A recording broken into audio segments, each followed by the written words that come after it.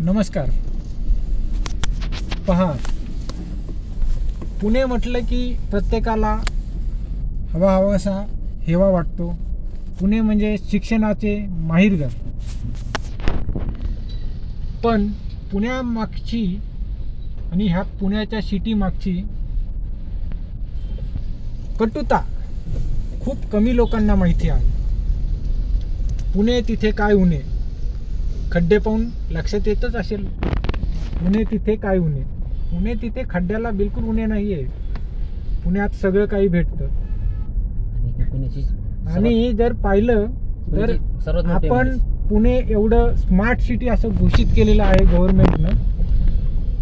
पंचतारांकित MIDC चाकण, त्याची ही दुरावस्था.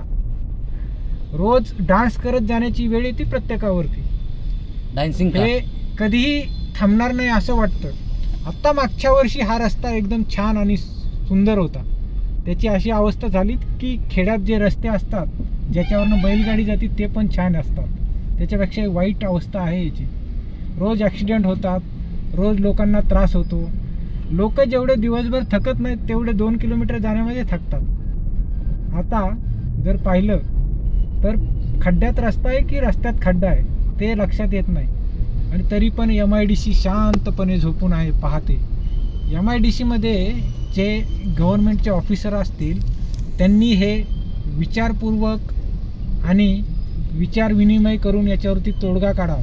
अरे तुमच्याकडे बजेट नसेल तर काय हरकत नाही, तुम्ही तसे बोर्ड लावा की आमच्याकडे बजेट नाही, रस्ते असेच राहतील पुढच्या 6 महिने. ॲटलीस्ट आम्हाला कळू तर द्या की कधीपर्यंत चालणार हे. किती दिवस नाचत नाचत घरी जायचं. अहो, घरी गेल्यावरती झेंडू बॉम्बच्या बॉटल 8 दिवसात संपतात. समजून घ्या तुम्ही. एक सामान्य नागरिक म्हणून तळतळ वाटते, बाकी काही नाही.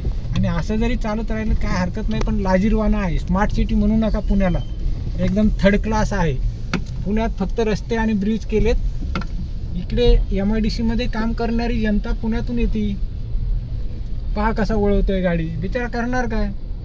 नाही तर त्याचं व्हील अलाइनमेंट जाईल, 2000 खर्च नाही, दगड खर्च.